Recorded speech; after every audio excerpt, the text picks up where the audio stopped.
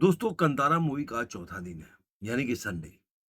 और जिस तरह से पहले दिन के बनिस्पत अगर उठा के देखेंगे, जिस तरह से हम एक्सपेक्ट कर रहे थे कि वीकेंड में ये जिस तरह से ओपनिंग मिला, वीकेंड में कुछ कमाल कर जाएगी और यही देखने को मिलता है। दोस्तों, जब मूवी में दम हो, तब वो आपके रिव्यू का मोहताज नहीं होता। चाहे मैं हूँ, चाहे कोई भी बड़ा-बड़ा अपने को क्रिटिक्स समझता हो बॉलीवुड से लेकर कहीं का भी, तो उसका मोहताज नहीं होता। और ना पब्लिसिटी का, जो आपने देखा होगा आजकल पिक्चरें बनती है, कितना पैसा पब्लिसिटी पे, पीआर पे खर्च करते हैं। लेकिन फिर भी लोगों को शक होता है कि ये फ़िल्म मतलब अचानक से क्यों ऐसा कमाने लगी? पहले दिन में ये कमाई थी, अचानक से क्या हो गया? लोगों को शक होता है। लेकिन कुछ ऐसी पिक्चरें होती हैं, जिन पे शक नहीं होता। पब्लिक की रिएक्शन देखने के बाद ये आइडिया लगता है कि मूवी ने जितने भी लोग हैं जो पीआर की वजह से पिक्चर को चलाने का प्रयास करते हैं, कॉर्पोरेट बुकिंग के हिसाब से चलाने का प्रयास होता है, वो मुँह की खाते हैं। और ये साबित करता है दोस्तों कि मूवी जो है अगर आपके कंटेंट में दम है और मैं बार-बार एक चीज़ बोलता हूँ, आपकी संस्कृति से जुड़ा हुआ हो। ये लगे कि ये मूवी हमारे देश में बना है, हमारे लिए बना हुआ है, तो फिर आप उसको रोक नहीं सकते। इसीलिए मैं जब ये बोल रहा हूँ ना, तो मेरे को थोड़ा-सा जो रामायण मूवी है, जो नमित मल्होत्रा बना रहे हैं और नितेश तिवारी का डायरेक्शन है, मैं थोड़ा डर जाता हूँ कि वो बोलते हैं कि मेरे को इंडिया में फ्लॉप हो, हिट हो, कोई फ़र्क नहीं पड़ता। मैं वर्ल्ड के ऑडियंस के लिए बना रहा हूँ। तो जब ये वर्ल्ड वाला ऑडियंस होता है ना, तो उसमें फिर वही आदि-पुरुष वाला आपको एक्सपेरिमेंट मिल जाता है। अब पिक्चर तो अभी बनी नहीं है, लेकिन एक डर समा जाता है क्योंकि हमने आदि-पुरुष में ऐसा देखा है। लेकिन बात ये है कि जो कंतारा है ना, वो मूवी जो है पहले वाला भी आया था तो एकदम तूफ़ान मचाया। लोगों ने कोई बहुत इसको रिव्यू भी मतलब देखा जाए तो कोई बहुत डाउन करके देखा था, लेकिन पिक्चर ने क्या किया, उसके बाद से ऋषभ शेट्टी का अपना और फ़िल्म का जो रिव्यूज़ मैंने पढ़ा दोस्तों, क्रिटिक्स लोग का मैं ज़्यादा उतना देख लेता हूँ ओवरऑल कि भाई इनका कहना क्या है, जानना तो पड़ेगा ना। लेकिन जो पब्लिक रिएक्शन है सोशल मीडिया पे, वो अद्भुत है। और यही वजह है कि दिन प दिन दोस्तों जो मूवी साउथ में ये अगर देखा जाए तो कन्नड़ बेस्ड मूवी है, तेलुगु भी नहीं है। अब हिंदी में जैसे-जैसे वो जंप ले रही है, जो पहले दिन की ऑक्यूपेंसी से देखेंगे और किस तरह से हिंदी में उसका ऑक्यूपेंसी धीरे-धीरे बढ़ता जा रहा है, ये दर्शाता है कि अगर आपके कंटेंट में दम हो और आप अपने देश की संस्कृति से जुड़े हुए मुद्दे जिसमें आपको अपना लगे, तो उस मूवी को कोई रोक नहीं सकता। आज भी लोग रामानंद सागर जी की रामायण को याद करते हैं। आज भी आपको लगेगा उसका वीएफएक्स में कोई दम नहीं है, लेकिन आज भी घर-घर में लोग देखते हैं। तो चलिए वीडियो को बताते हैं कि आज जो तीसरे दिन पहले दिन से लेकर पहले दिन में या वर्ल्ड वाइड में इसने 87 करोड़ और 85 लाख के आसपास का बिज़नेस किया। कई ट्रेंड मानते हैं कि 90 करोड़ के आसपास, लेकिन ओवरऑल 88 के आसपास आके रुक जाता है। दूसरे दिन में जो इसकी ऑक्यूपेंसी थी, आप मैं हिंदी पे टारगेट करूँगा आज 82% की ऑक्यूपेंसी दूसरे दिन। और दूसरे दिन की ऑक्यूपेंसी के बाद से मैं केवल हिंदी की टारगेट कर रहा हूँ। बाकी जो देखेंगे कन्नड़ में 82 है, 67 है, तेलुगु में, तो इसने 45 करोड़ के आस-पास बिज़नेस किया, तो इसकी वजह से इसका जो इंडिया नेट का कलेक्शन था 107 करोड़ 85 लाख हो गया और इस तरह उसका जो ग्रॉस हो जाता है 129 करोड़ 50 लाख, 18 करोड़ 50 लाख रुपया इसने पहले कमाया था, जो पहले दिन इसने कमाया था ओवरसीज़ से वो 18 करोड़ 50 लाख 148 करोड़ के आस-पास जो मैंने आपको पहले वीडियो में बताया था कि मूवी 150 दूसरे दिन में लग जाएगा क्योंकि ऑक्यूपेंसी जो है ना, वो कहीं से भी इतना डाउन केवल 21% डाउन हुआ था।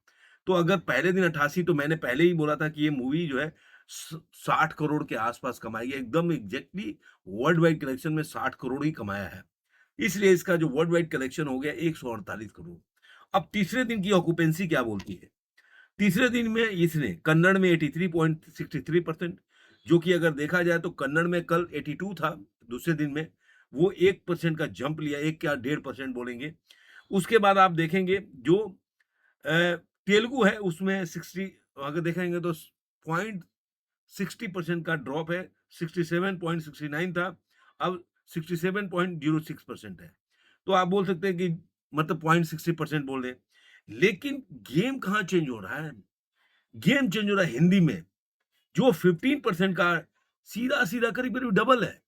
29.54% की ऑक्यूपेंसी है। इसलिए ओवरऑल जो ऑक्यूपेंसी है उसमें आप देखेंगे कि 16 से 17% का जंप देखने को मिला। इसलिए इसका जो 45% है वो अब बढ़ के 55 करोड़ के आसपास अगर तीसरे दिन में हो जाएगा। और इस वजह से मैं बोल रहा हूँ कि जो 107 करोड़ था अब इसका हो जाएगा 162 करोड़ और 85 लाख इंडिया नेट का कलेक्शन।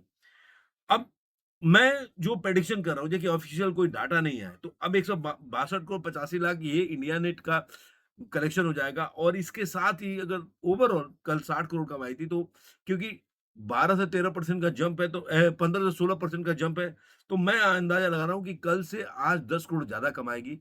वर्ल्ड वाइड ग्रॉस में देखा जाए तो 70 करोड़ कमाएगी।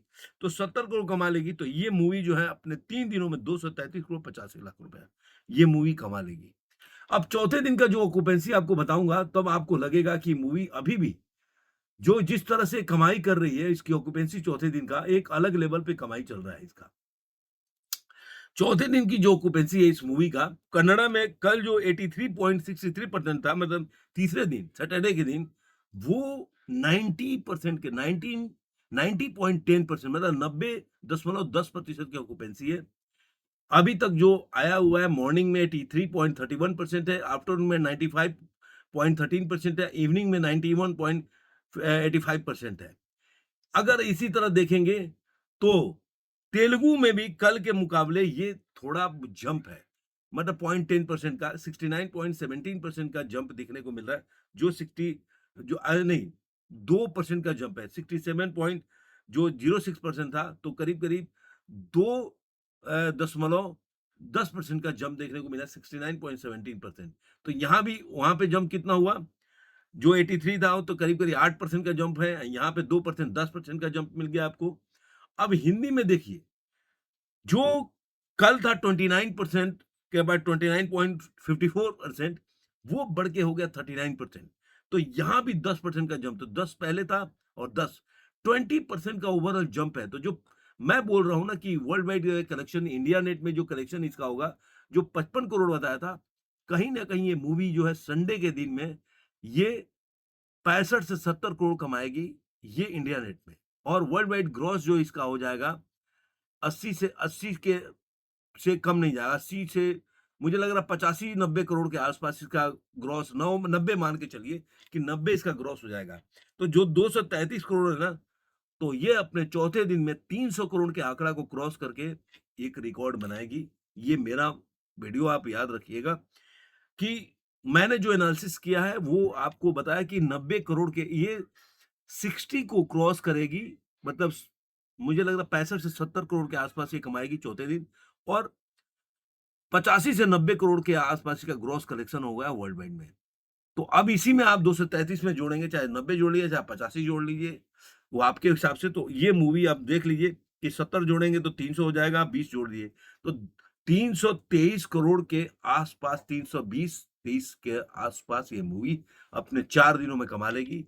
और इसीलिए जो एक काई मूवी का रिपोर्ट है, उनके हिसाब से उन्होंने लिखा है आरओआई, माने रिटर्न ऑफ द जो मनी है वो है 38.85 करोड़, कैलकुलेटर है इन्होंने किया है।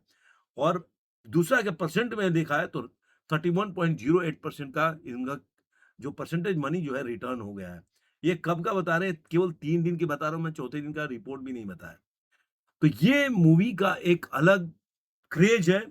और मैं कह रहा हूँ कि 72 घंटे में मूवी ने 31% का रिटर्न देकर एक इतिहास रच दिया 72 घंटे में। 72 आवर्स में, ओनली 72 आवर्स में 71% का रिजल्ट दिया है। इसके साथ ही एक और मैं, चूंकि बेसिकली जो वीडियो था ये मैंने कंतारा के ऊपर बनाया, लेकिन मैं हमेशा से आप लोगों को जरूर बॉबी पाजी या सनी पाजी के जो जो कोई भी न्यूज़ होता है वो ज़रूर बताता हूँ। तो आपके लिए बता रहा हूँ कि बॉबी देओल अभी टाइम्स नाउ के शो में गए होंगे, लोगों ने देखा होगा। तो उनसे जब बेटा आर्यमान के ऊपर पूछा गया कि भाई वो फ़िल्म में कब लॉन्च कर रहे हैं, तो उन्होंने बताया कि उनका बेटा आर्यमान फिलहाल प्रशिक्षण ले रहा है, जब वो इसके लिए तैयार हो जाएगा, तो सिनेमा के दुनिया में प्रवेश करेगा। उन्होंने आगे बोला, वो काम कर रहा है, प्रशिक्षण ले रहा है, उसे कई प्रस्ताव मिल रहे हैं, लेकिन उसे तैरना सीखे बिना समुद्र के बीच में नहीं फेंकना चाहता। मैं चाहता हूँ कि वो पहले इस कला को समझे और फिर अपना पहला कदम उठाए, इसलिए वो खुद पर काम कर रहा है। मतलब इसका मतलब समुद्र में फेंकने का मतलब क्या है? मैं उनके कहने का मतलब जो बॉलीवुड एक समुद्र के भाव है, फ़िल्मी दुनिया जो है एक्टिंग के मामले में एक समुद्र है, कि आप इसमें ना एक्टिंग के हुनर सीख पाओगे, ना अगर कुछ भी आपको देखिए, जो बीच में चला था कि फिजिकल फिटनेस होगा, वही आदमी एक्टर बन सकता है, तो वो धीरे-धीरे आप देखेंगे टाइगर श्रॉफ का ख्याल है। आज आपके पास फ़िल्म क्या है, एक एंटरटेनमेंट जगत है। आपको एंटरटेन करने के लिए जो आपको कैरेक्टर दिया जा रहा है, पूरे वो कैरेक्टर को आप जीवंत करें, अपने अभिनय से। ना कि जो एक आप 80-90s के दशक में जाए मिथुन चक्रवर्ती से पहले का तो लोग उतने बॉडी स धर्म पाजी का भी बॉडी था लेकिन वो बेसिकली एक एक्टर थे। ऐसा नहीं कि वो बैठ के बाइसेप बना रहे हैं, कितना बाइसेप है। एक पहलवान की बॉडी थी तो लोग एक्टिंग भी करते थे। ये नहीं कि हमेशा अपनी बॉडी दिखा रहे हैं, धर्म पाजी हर फ़िल्म में।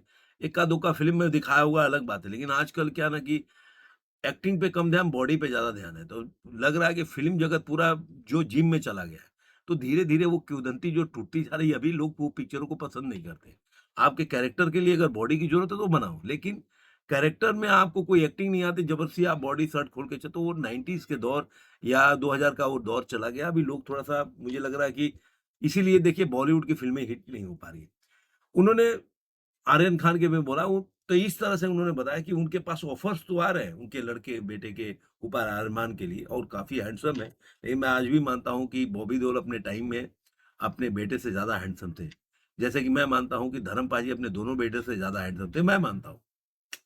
हाँ, अगर सनी पाजी और बॉबी देओल में देखेंगे तो बॉबी देओल ज़्यादा हैंडसम थे अपने टाइम में। लेकिन ज़रूरी नहीं है कि हैंडसम आदमी चलता है। आप देखेंगे कि विनोद खन्ना बहुत हैंडसम थे लेकिन नहीं चल पाए। धर्म पाजी भी चले लेकिन अमिताभ बच्चन ज़्यादा चले।